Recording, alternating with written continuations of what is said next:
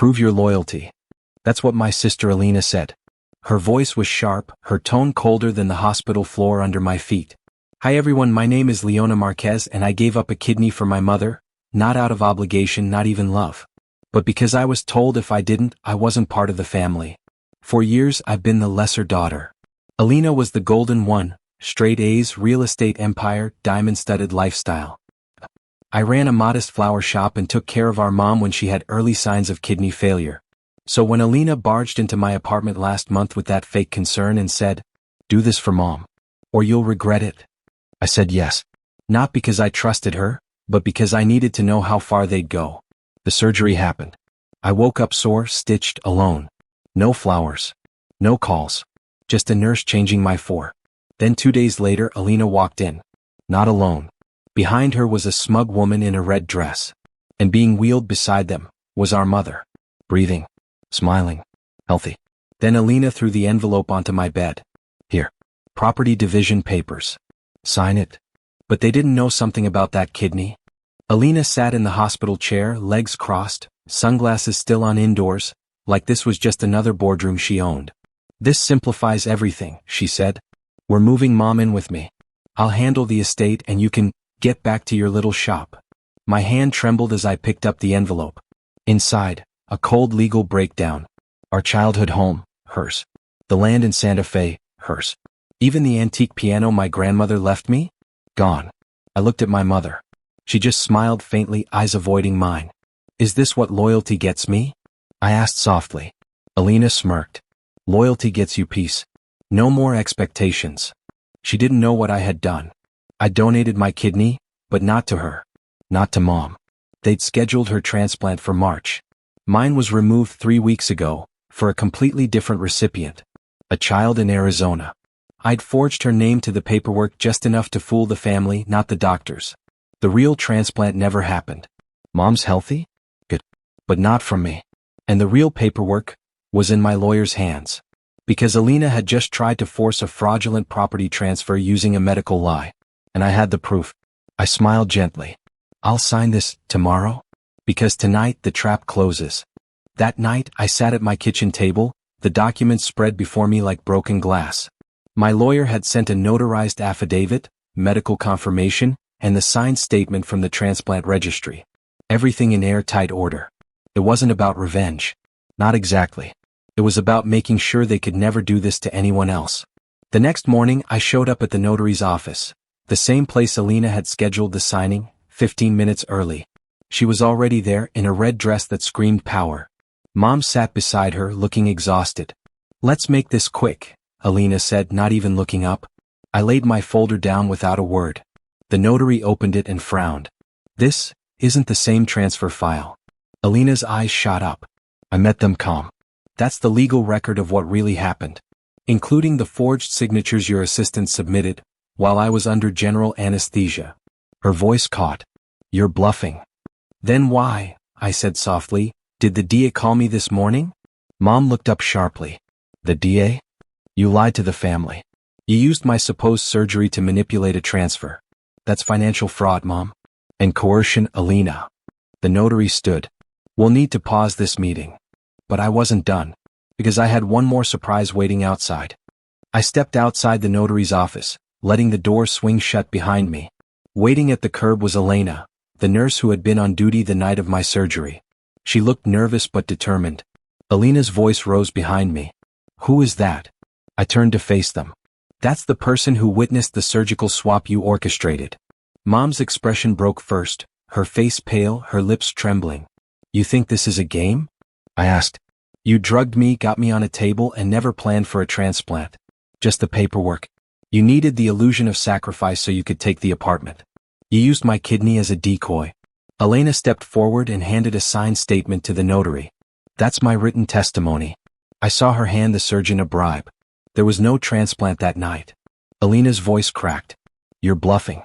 No one will believe you." "They already do," I said, pulling my phone from my pocket. "Check the news tonight. Prosecutors are already reviewing the case. And by the way," I stepped closer, my voice low, "you should have read the hospital record more carefully. I never donated my kidney." I watched realization dawn in her eyes. But I wasn't finished. Because the documents Mom signed weren't what she thought they were. Mom slammed her hand on the table. You're lying. I pulled out a crisp document from my coat pocket and slid it toward her. You really think I'd sign away a kidney without reading the papers? She blinked at the header, property reclamation and medical consent nullification. Alina grabbed the document and flipped through it, panic rising in her throat. I had my lawyer draft a decoy surgical consent. The real one voided any property transfer made under coercion. And guess what? The medical board already ruled your donation request unethical. They were both silent now. But you didn't stop there, I continued. You brought in a fake transplant witness, drugged me and tried to rob me blind. I turned toward the doorway, signaling. The door opened and a man in a charcoal suit stepped in, my attorney. He nodded. They've officially violated 3 state laws. Charges are being filed today. Mom looked like she was going to faint. Alina's jaw clenched, but her confidence had finally cracked. Oh, and one more thing, I said softly, stepping close enough for only them to hear. That woman you brought in with you, the one in red? Alina stiffened. She told me everything. Because she wasn't your lawyer. She was mine. Alina turned ghost pale. You're lying. Am I? I smiled and reached into my inner pocket again, this time pulling out a photo. It showed the woman in the red dress shaking hands with my lawyer, in his office. She met with me 2 weeks ago. Said she was tired of watching you two play people like pawns.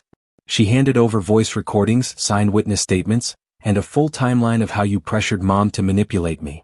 Alina lunged forward, snatching for the photo. My attorney blocked her. I warned you, he said coolly, we're well past negotiation. The sheriff will be here in 10. Mom collapsed into the chair behind her, face buried in her hands. You betrayed your own mother for money?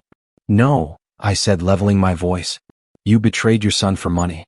And now it's just come full circle. Alina's mask slipped entirely. You think you've won? I leaned in, slow and unshaken.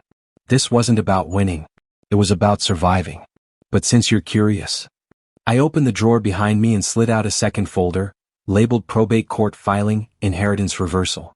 Alina's hands trembled as she opened it. Then she gasped. Her eyes locked on me. You're taking back everything? I nodded. And Mom? I glanced toward her. She already signed. Alina's voice was barely a whisper now. You forged it? I didn't flinch. It's notarized, witnessed, recorded. You signed away Mom's rights when you tried to disinherit me in favor of her caretaker, who just so happened to be your business partner. The woman in the red dress sat silently behind Alina now, smirking. She crossed her legs and glanced toward the front door. Right on cue, the sheriff walked in. 2 officers flanked him. Alina stood up, trembling. You're arresting me? No, I said calmly. They're here to deliver a court injunction. You can't sell any of Mom's properties, touch her bank accounts, or leave the state. Mom looked up at me, eyes wide and wet. I didn't know, son. I didn't know what she was doing. I knelt beside her, voice steady. Maybe not at first. But when you threw those papers at me in the hospital, you knew. She didn't argue. Alina bolted for the door. The sheriff stopped her with a gentle but firm arm. Ma'am, you'll need to stay. My attorney handed the officers a folder. Here's the list of fraudulent transfers and coercion claims. Alina's face drained of color. The sheriff looked at her and said, Ma'am, you may want to sit down. Because this is just the beginning. And behind him, someone else stepped through the door. It was our uncle. The one Alina told everyone had passed away in Spain. He stepped into the room with a slow, deliberate calm, face aged but sharp, holding a cane in one hand and a thick brown envelope in the other.